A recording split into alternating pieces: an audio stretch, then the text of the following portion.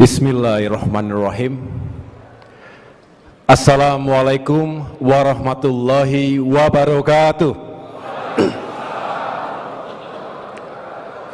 Selamat pagi dan salam sejahtera untuk kita semua. Shalom. Om Swastiastu.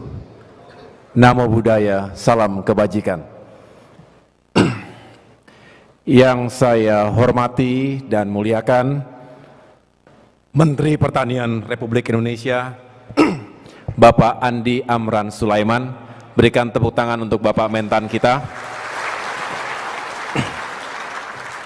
Terima kasih Bapak Menteri sudah berkenan hadir, dan kita mendoakan sekaligus siap memberikan dukungan kepada Bapak Menteri Pertanian yang kita tahu bahwa saat ini tengah menghadapi tantangan yang luar biasa untuk meyakinkan ketahanan pangan, ketersediaan pangan bagi masyarakat di seluruh Indonesia.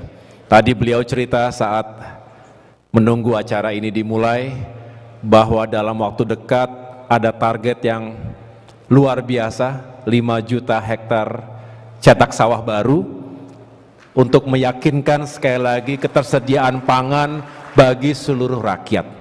Ini pekerjaan besar, pekerjaan mulia, dan Kementerian ATR BPN akan memberikan dukungan penuh bagi suksesnya program dari Bapak Presiden. Yang saya hormati dan banggakan, Kepala Badan Cyber dan Sandi Negara, Bapak Letjen TNI Purnawirawan Hinsa Siburian. Tepuk tangan juga untuk beliau.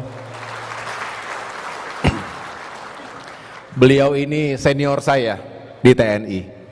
Saya pernah bekerja di bawah beliau dan luar biasa rekam jejaknya, dan terima kasih Bapak selaku Kepala BSSN selama ini juga telah memberikan dukungan penuh kepada ATR dan BPN untuk meningkatkan upaya penguatan digitalisasi, termasuk untuk semakin masifnya sertifikat elektronik yang diberlakukan di seluruh Indonesia. Saya juga ingin tentunya memberikan apresiasi kepada Wakil Menteri ATR dan BPN, sekaligus juga tentunya selama ini telah membantu tugas-tugas Bapak Menteri terdahulu, Bapak Hadi Cahyanto, dan saya senang karena hari pertama saya masuk ke kantor sudah langsung di-brief oleh Bapak Wamen, dan tentunya mudah-mudahan kita bisa terus bekerja sama dalam satu perahu dan tujuan yang sama.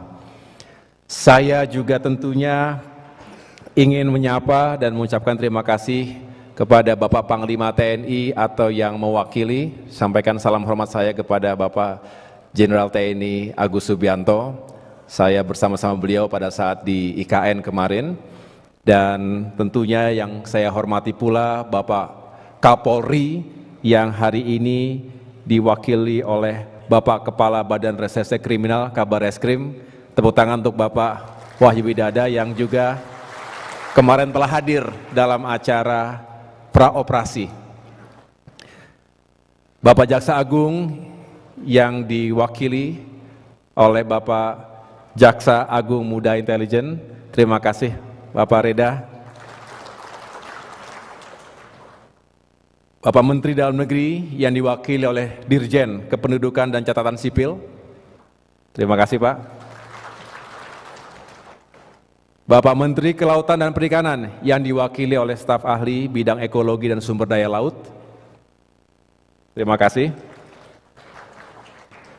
Para kepala daerah yang telah hadir di Rakernas ini, saya juga mengucapkan terima kasih atas kehadirannya, dan juga para mitra dan sekaligus yang menjadi stakeholder dalam urusan pertanahan, termasuk diantaranya dari BRI dan lain sebagainya.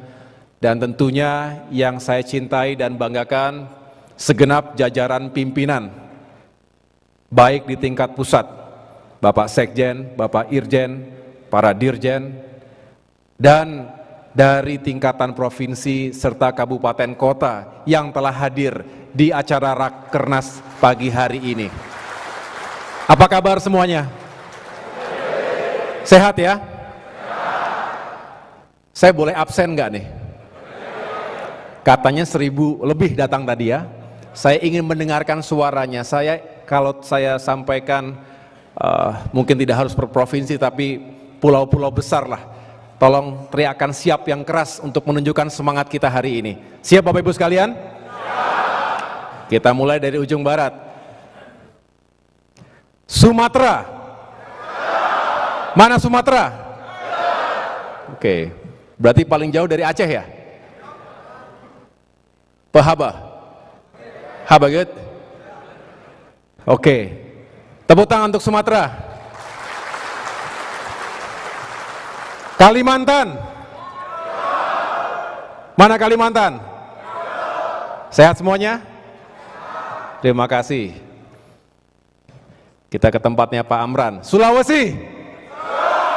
Mana Sulawesi? Kemarin ada yang dari Sulut ya di sini. Sulut. Ya. Saya datangi kemarin yang pertama. Hari kerja pertama ke Sulut kita, Pak.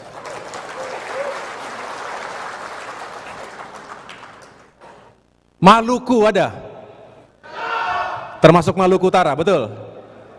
Ada Maluku Utara juga sih? Oke.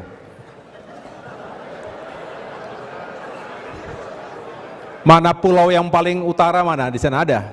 Yang paling jauh? Hadir ya? Oke. Mana sekarang? Papua, wilayah Papua, ada Papua? Oke, tepuk tangan untuk Papua juga. Dari ujung timur matahari terbit, harus kita terus perkuat jajaran kita di Papua. Kemudian Bali dan Nusa Tenggara, ada di sini Bali dan Nusa Tenggara. Ini kok sama aja dengan tadi, beda ya? Terus siap-siap terus begini. Beda ya? Oh ya beda. Saya ulangi, Bali dan Nusa Tenggara. Oh ya beda Pak, memang beda. Terakhir, wilayah Pulau Jawa, mana Jawa?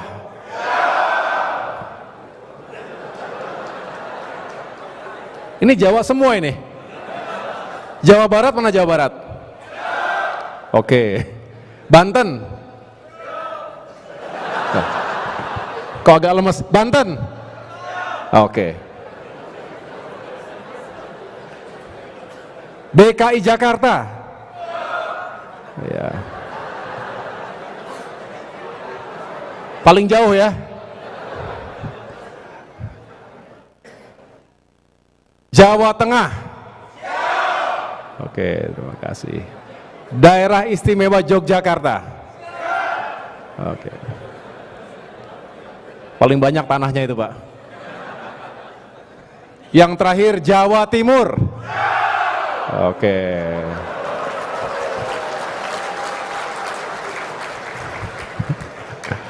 Terima kasih. Tepuk tangan untuk kita semuanya.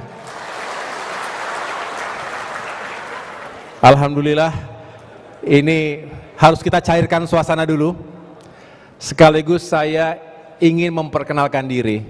Jadi saya laporkan tadi kepada Bapak Menteri bahwa saya bersyukur sekali karena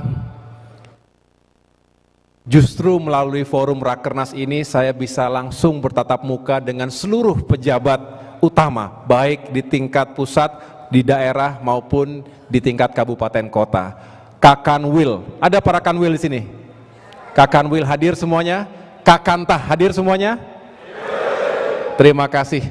Saya mohon diri untuk bisa berada di tengah-tengah Bapak Ibu sekalian, memimpin dengan hati dan pikiran. Insya Allah kita bisa mewujudkan tugas pokok kita sebagai Kementerian ATR dan BPN. Ini kesempatan pertama dan luar biasa setelah saya dilantik oleh Bapak Presiden Joko Widodo pada tanggal 21 Februari yang lalu. Dan ternyata ada forum yang penting sekali yang seharusnya dijalankan di awal tahun, tapi karena kita menunggu setelah pemilu dijalankan, Tapi saya justru bersyukur, walaupun sedikit terlambat dari sisi waktunya, tetapi menurut saya ini menjadi sangat penting dan strategis karena saya bisa bertemu secara langsung dan juga bisa menyampaikan beberapa hal yang perlu untuk dijalankan. Bapak Ibu, para pimpinan dan pejabat di lingkungan Kementerian ATR BPN se-Indonesia, melalui forum rapat kerja nasional ini saya jadi teringat apa yang disampaikan oleh Bapak Hadi Cahyanto ketika melakukan serah terima jabatan. Beliau mengatakan ketika itu, Mas AHY, di Kementerian ATR ini organisasinya ada kemiripan dengan TNI, memiliki struktur mulai dari tingkat pusat sampai ke tingkat daerah. Jadi saya yakin Mas AHY akan mudah beradaptasi. Kemudian beliau juga mengatakan, saya juga memberikan seragam kepada para pejabat dan pegawai di kementerian agar tumbuh disiplin dan kebanggaan kepada institusi. Ternyata saya melihat di sini dan saya mempelajari bahwa bukan hanya kedisiplinan dan kebanggaan kepada institusi, tapi juga Bapak Ibu sekalian memiliki daya kreativitas. Nah, ini terbukti ketika saya berkunjung ke Kota Manado ketika itu. Saya melihat foto saya di baliho di depan kantor ATR BPN sana, berpakaian seragam seperti ini. Padahal waktu itu seragam pun belum punya saya. Ini baru jahit, baru selesai kemarin Pak. Baru selesai kemarin, tapi di Manado ketika itu, di depan kantor pertanahan, Kantah, sudah ada baliho saya pakai baret, pakai tongkat komando. Bintangnya pun 4 di situ gitu ya. Ada di sini kepala Kantah Manado. Benar kan? Nah, jadi kreatif. Inovatif. Nah, mudah-mudahan kreativitasnya tidak berhenti di Photoshop-nya, tidak berhenti di AI, tapi juga dalam menghadirkan pelayanan terbaik untuk seluruh masyarakat Indonesia. Ini pesan utama dari Bapak Presiden Joko Widodo. Bapak Ibu, ketika saya menerima mandat sebagai Menteri ATR dan Kepala BPN, Bapak Presiden menekankan 3 hal. Yang pertama, mendorong agar penerapan sertifikat tanah elektronik bisa dijalankan lebih masif. Yang kedua, melakukan revisi peraturan terkait pemberian hak atas tanah dalam mendukung pelaksanaan carbon trading. Dan yang ketiga, mempercepat pendaftaran 120 juta bidang tanah melalui program PTSL, pendaftaran tanah sistematis dan lengkap. Dan saya meminta ketiga hal itu menjadi prioritas utama dalam Rakernas ini. Bapak Ibu yang saya hormati, Rakernas tahun ini kita beri tema Tata Kelola Pertanahan dan Tata Ruang yang modern, berintegritas, dan berstandar dunia. Saya memandang tema ini sesuai dengan visi Bapak Presiden untuk menjadikan Indonesia sebagai negara maju. Salah satu syarat negara maju adalah tertib administrasi yang mengedepankan transparansi dan akuntabilitas. Tertib administrasi akan memberikan kepastian hukum termasuk dalam tata kelola pertanahan dan tata ruang, sehingga menjadi instrumen keadilan sosial bagi seluruh rakyat Indonesia. Saya beri contoh, 2 minggu lalu ketika saya memberikan atau melakukan pembagian sertifikat kepada warga di Sulawesi Utara, tepatnya di Kota Manado, tepatnya di Malalayang, Desa Malalayang, ada seorang nenek berusia 80 tahunan. Tadi ada di video tadi, namanya Oma Adela. Ia memiliki sebidang tanah dan rumah di situ selama 40 tahun, tetapi belum memiliki sertifikat. Apa dampaknya? Bukan tidak mungkin akan ada pihak lain yang mengklaim kepemilikan tanah Oma Adela tersebut dengan menunjukkan sertifikat palsu. Sehingga Oma Adela bisa terusir dari rumahnya sendiri atau terlibat dalam sengketa yang berdampak hukum. Fenomena inilah yang sering dan sedang terjadi di negeri kita. Sengketa kepemilikan hak atas aset di ranah hukum bertahun-tahun dan berlarut-larut.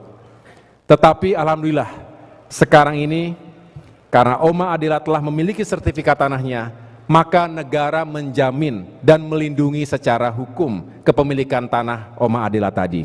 Inilah bukti konkret tata kelola pertanahan dan tata ruang bisa menjadi instrumen keadilan untuk rakyat. Sebenarnya bukan hanya memiliki kepastian hukum, Oma Adela dan warga Manado yang saya ceritakan tadi, termasuk warga Samarinda, Kalimantan Timur. Ada di sini Kanwil dari Kalimantan Timur ya, kota Samarinda, yang juga saya berikan sertifikatnya ketika itu. Dan jutaan rakyat Indonesia lain yang telah memiliki sertifikat, hakikatnya ia telah mendapatkan keuntungan secara ekonomi, paling tidak potensi keuntungan secara ekonomi. Karena kita tahu sertifikat tersebut bisa benar-benar digunakan untuk kebutuhan usahanya. Saya pernah mendengar Menteri Keuangan kita mengatakan bahwa di negara-negara maju yang bekerja keras bukan hanya manusianya, tetapi juga aset yang dimilikinya. Maknanya, tanah atau aset bersertifikat bisa digunakan sebagai jaminan untuk modal usaha dari bank atau badan usaha lainnya. Inilah yang disebut dengan aset yang juga bisa disuruh bekerja untuk menghasilkan uang. Jadi sebenarnya kita juga perlu mengubah paradigma berpikir kita. Dulu ada istilah lahan tidur, yaitu sebidang tanah yang tidak ditanami dan dibiarkan terbengkalai, sehingga lahan itu tidak produktif atau tidak menghasilkan apa-apa. Sekarang saya mengistilahkan banyaknya aset tidur, yaitu kepemilikan atas tanah maupun bangunan yang dihuni, tetapi tidak mampu kita kapitalisasi dengan baik sebagai aset ekonomi untuk menghasilkan uang dan meningkatkan produktivitas. Tentu saja, syarat yang harus dipenuhi adalah kesadaran masyarakat untuk secara sukarela mendaftarkan tanah dan aset yang dimilikinya kepada kantor-kantor pertanahan setempat. Memang itu tidak mudah. Saya menemukan fakta di lapangan, tidak sedikit masyarakat yang enggan untuk mendaftarkan asetnya, meskipun dengan pelayanan yang mudah, murah dan cepat. Mengapa? Mereka khawatir dengan konsekuensi dari kepemilikan sertifikat tanah itu, yakni kewajiban untuk membayar pajak setiap tahunnya. Di sini hadir tidak Kepala Kantah Bolaang Mongondo Bolmong? Iya Bu ya, Ibu menyampaikan itu kepada saya, betul ya? Pada saat saya berkunjung ke Kantah Bolmong dan saya mendengarkan aspirasi semacam itu. Ini juga mungkin terjadi di tempat-tempat yang lain. Jadi kita ingin mencari solusinya. Disinilah tantangan kita. Saya berharap untuk menyukseskan arahan pertama Presiden terkait penerapan sertifikat elektronik secara masif, maka perlu ada sinergi dan kolaborasi antara Kementerian ATR dan BPN ini dengan sejumlah pihak terkait usulan skema pemberian insentif atau keringanan pajak. Bentuknya bisa dibicarakan pada Rakernas ini, baik dalam konsep atau usulan konsep secara lebih konkret maupun kita bisa lanjutkan di forum-forum lainnya. Intinya, solusi yang kita tawarkan harus berpihak kepada kepentingan rakyat. Kita berharap muncul kesadaran yang masif dari masyarakat untuk mendaftarkan tanahnya. Barulah kita bisa mendorong penerapan sertifikat tanah elektronik secara lebih masif lagi. Saya juga mendapatkan laporan dari masyarakat. Apabila dokumen sertifikat tanah direkam melalui sistem digital, dikhawatirkan terjadi penyalahgunaan dokumen itu. Untuk mengantisipasinya, Kementerian ATR BPN tentu harus memperkuat sistem jaringan keamanan digitalnya, serta mengawasi potensi penyalahgunaan oleh oknum internal sendiri. Digitalisasi adalah suatu keniscayaan. Selain faktor efisiensi dan efektivitas, digitalisasi juga sudah menjadi bagian dari kehidupan masyarakat abad ini. Saya menerima laporan beberapa kantah sudah melaksanakan penerapan sertifikat tanah elektronik. Dan saya berharap kantor-kantor pertanahan lainnya bisa segera mewujudkannya. Lakukan sosialisasi secara masif dan kreatif, serta inovatif. Bekerja sama dengan pemerintah daerah setempat, dengan mengimplementasikan sertifikat tanah elektronik. Maka pengelolaan pertanahan di Indonesia akan berstandar dunia, setara dengan negara-negara maju di Eropa, Amerika, dan Australia. Hadirin yang saya hormati, Bapak Presiden juga secara khusus mengamanahkan untuk melakukan revisi PP nomor 18 tahun 2021. Tujuannya adalah memfasilitasi pemberian hak atas tanah dalam mendukung pelaksanaan carbon trading. Langkah ini merupakan wujud komitmen Indonesia untuk merespons berbagai ancaman perubahan iklim yang ditandai oleh naiknya suhu bumi, kekeringan, polusi, hingga banjir. Hasil perdagangan karbon tersebut bisa kita investasikan kembali untuk menjaga lingkungan kita melalui pengurangan emisi karbon sekaligus meningkatkan pemasukan fiskal bagi negara. Dan jika hal ini bisa kita lakukan, maka kita bisa mencapai target net zero emissions pada tahun 2060 bahkan lebih cepat. Selanjutnya Bapak Presiden juga memberikan arahan untuk melakukan percepatan pendaftaran 120 juta bidang tanah melalui program pendaftaran tanah sistematis lengkap. Saat ini Kementerian ATR BPN telah berhasil mendaftar 111 juta bidang tanah dan 90,9 juta bidang tanah sudah bersertifikat. Dengan demikian, kita harus segera mengejar kurang lebih 9 juta bidang tanah lagi untuk diselesaikan paling lambat pada Oktober 2024 ini. Jika hal ini bisa dioptimalkan, maka pendaftaran tanah bisa menghasilkan dampak pertambahan nilai ekonomi yang lebih tinggi bagi negara. Terbukti, sejak dijalankannya program PTSL antara tahun 2017 hingga 2023 lalu, telah terjadi pertambahan nilai ekonomi kurang lebih sebesar 6.067 triliun rupiah yang bersumber dari hak tanggungan, PPH, PNBP, dan juga BPHTB. Lebih dari 90% dari nilai itu berasal dari hak tanggungan. Artinya, setelah dilakukan proses sertifikasi, masyarakat memperoleh dana pinjaman lebih dari 5.800 triliun rupiah dari bank atau lembaga keuangan lainnya untuk modal usaha ataupun kepentingan ekonomi lainnya. Namun, jika masih ada masyarakat yang berkeberatan karena adanya beban pembayaran BPHTB, bea perolehan hak atas tanah dan bangunan, maka saya instruksikan kepada Kakanwil dan Kakantah untuk berkoordinasi secara ketat dengan para kepala daerah agar bisa membebaskan, paling tidak meringankan BPHTB tadi pada pendaftaran tanah pertama kali. Saat ini baru ada 120 kabupaten kota yang telah membebaskan atau meringankan bea tadi. Ke depan harus kita tingkatkan.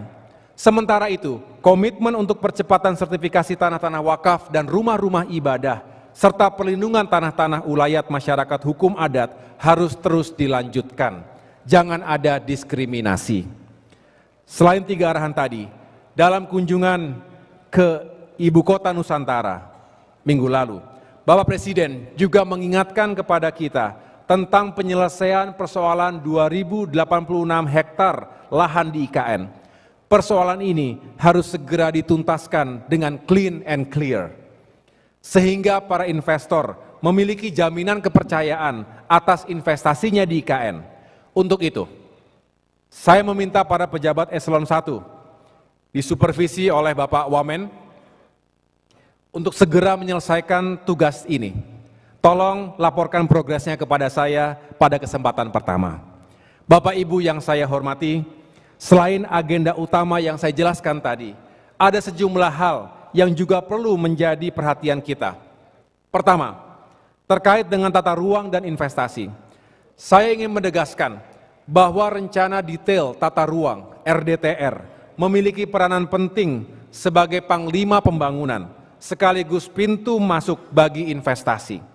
Ini berlaku di semua sektor pembangunan, terutama proyek-proyek strategis nasional, termasuk pengadaan lahan untuk program food estate. Namun komitmen pemerintah daerah untuk menyusun RDTR tergolong masih rendah.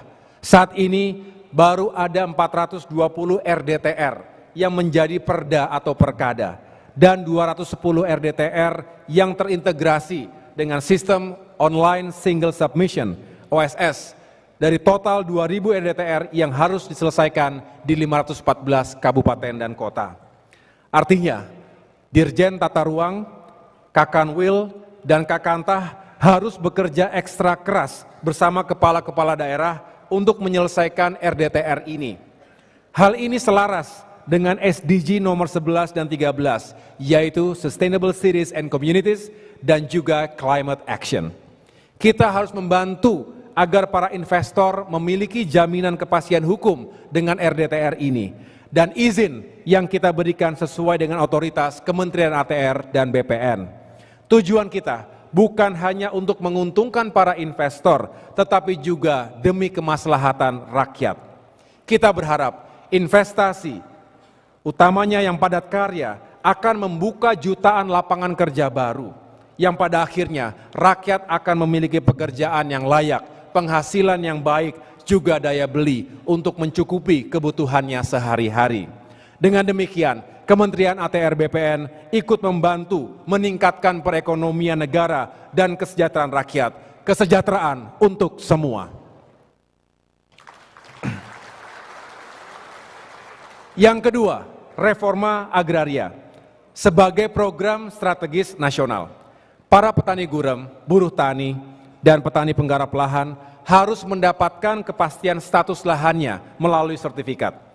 Bersama Kementerian Lingkungan Hidup dan Kehutanan, kita harus meningkatkan program redistribusi tanah yang bersumber dari pelepasan kawasan yang capaiannya kini masih kurang dari 10% dari target 4,1 juta hektar.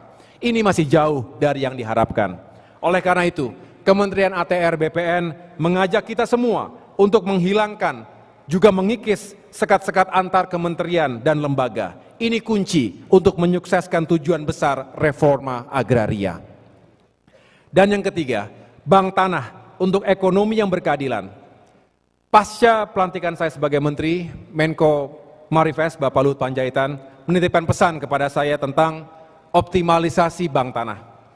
Saya lalu berdiskusi dengan penasehat utama Menteri, juga Kepala Badan Bank Tanah. Saya minta Badan Bank Tanah untuk mempercepat realisasi perolehan tanah melalui inventarisasi tanah-tanah terlantar.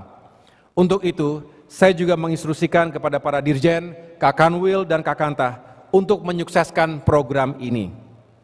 Kepada Bapak Sekjen, saya minta dibuatkan timeline yang realistis sebagai panduan kerja untuk percepatan perolehan tanah pada bank tanah tersebut. Jadikan ini sebagai salah satu KPI, Key Performance Indicator, bagi jajaran kita. Yang keempat, gebuk mafia tanah. Siap semuanya? Gebuk mafia tanah. Siap?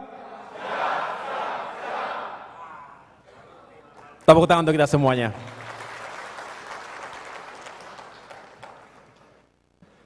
Persoalan mafia tanah sudah menjadi penyakit masyarakat. Ribuan pesan masuk ke handphone saya, baru 2 minggu Pak.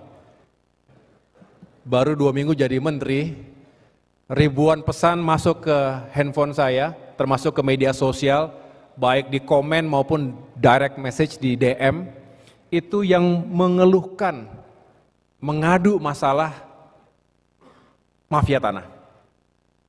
Pesannya adalah intinya, Pak AHY, Pak Menteri, mohon bisa diberantas mafia tanah ini. Hidup kami jadi sengsara, kami dizolimi dan macam-macam lagi yang benar-benar menyentuh emosi kita.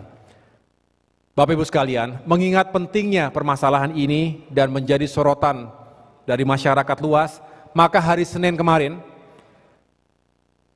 saya dan kita semua di tingkat pusat menggelar rapat praoperasi pencegahan dan penyelesaian tindak pidana pertanahan. Karena hal ini juga menyangkut aspek penegakan hukum, saya juga berkoordinasi dan meminta dukungan langsung dari Bapak Jaksa Agung, Bapak Burhanuddin. Saya diterima dengan sangat baik di Kejaksaan Agung Republik Indonesia, beserta para pimpinan lainnya, Jadi lengkap Bapak Jaksa Agung, Wakil Jaksa Agung, 14 Jaksa Agung muda, luar biasa. Itu menunjukkan komitmen yang sama.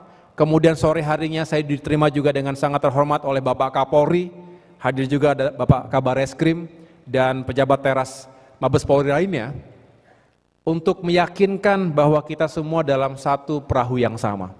Dan ini tentunya sangat kita harapkan terjadi penguatan sinergi dan kolaborasi, baik di tingkat pimpinan, dan saya tidak ingin berhenti di tingkat pimpinan. Saya berharap setelah kembali ke daerah masing-masing Bapak Ibu sekalian, para Kakanwil, Kakantah juga melakukan hal yang sama. Datangi para pejabat yang ada di tingkatan Bapak Ibu sekalian, di jajaran kejaksaan maupun jajaran kepolisian. Kita bangun dan perkuat sinergi dan kolaborasi di lapangan.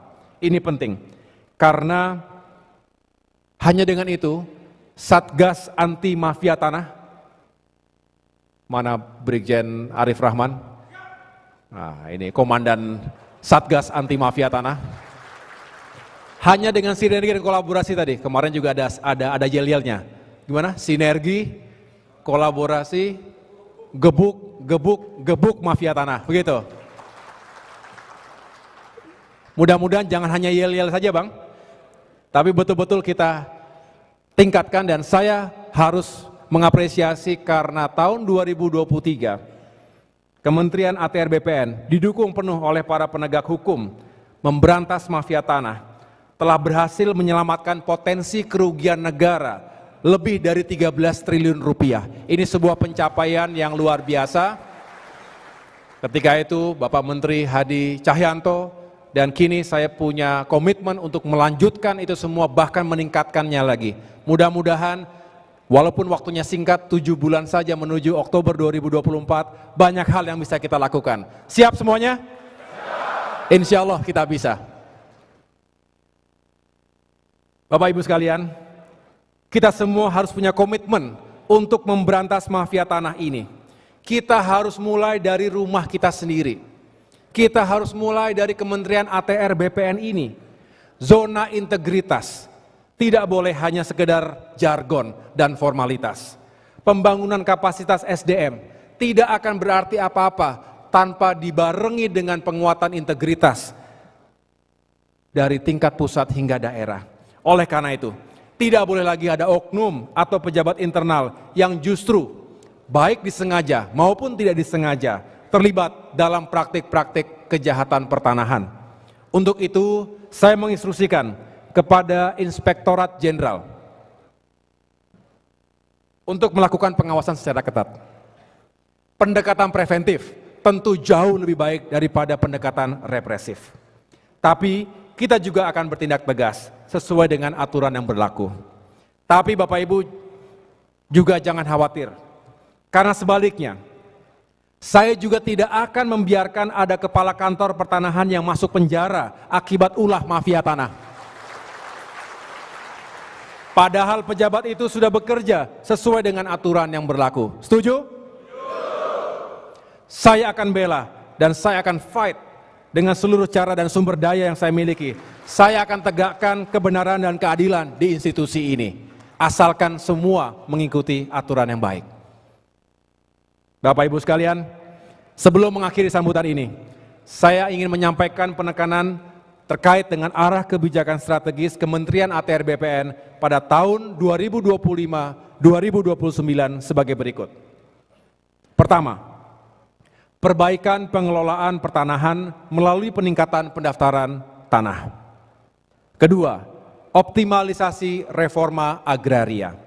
Ketiga, peningkatan pemanfaatan tanah untuk pengembangan pertanahan. Keempat, peningkatan kualitas dan keamanan data pertanahan dan ruang berbasis digital dalam rangka meningkatkan pelayanan publik. Kelima, memitigasi dan mencegah terjadinya sengketa atau konflik pertanahan. Keenam, reformasi birokrasi berbasis merit system dan perbaikan SDM. Dan ketujuh, terwujudnya penataan ruang dan pengendalian pemanfaatan ruang yang berkualitas berbasis tata ruang nasional dan daerah dalam rangka terciptanya pembangunan ekonomi inklusif dan berkelanjutan melalui mitigasi dan adaptasi terhadap perubahan iklim, dan green economy. Saya minta para peserta Rakernas bisa menjabarkan dengan baik 7 penekanan arah kebijakan strategis tersebut. Tidak berhenti hanya dalam tataran konsep di Rakernas ini, saya instruksikan jabaran kebijakan strategis tadi bisa diimplementasikan di lapangan pada sisa waktu pemerintahan ini. Mari kita tunjukkan kinerja terbaik kita kepada rakyat dan negara.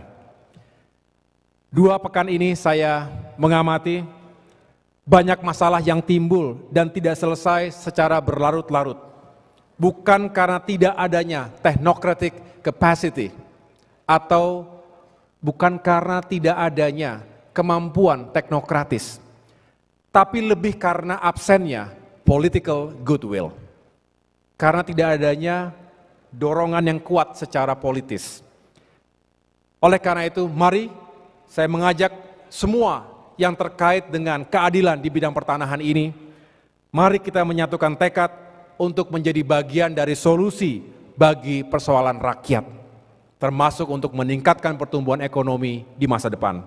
Kita juga harus keluar dari zona nyaman, berani melakukan terobosan-terobosan, tentu terobosan yang konstitusional. Dan yang tidak kalah penting adalah saya menekankan sekali lagi, kita juga harus merobohkan tembok kokoh ego sektoral yang seringkali menghentikan langkah dan menghambat kemajuan di antara kita. Semoga Tuhan Yang Maha Esa, Allah Subhanahu wa Ta'ala, senantiasa membimbing dan melindungi kita semua, sehingga Kementerian ATR BPN dapat terus menjadi institusi yang melayani, profesional, dan terpercaya.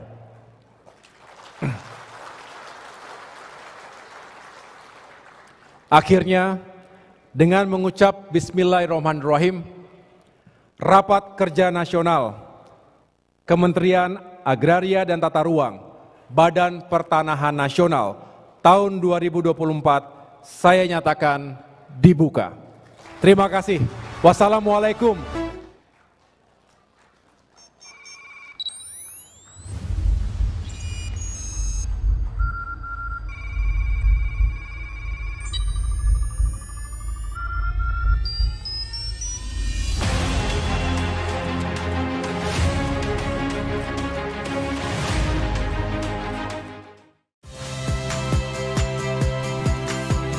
Saya Iriana Mardanus. Saksikan program-program Kompas TV melalui siaran digital, pay TV, atau media streaming lainnya. Kompas TV, independen, terpercaya.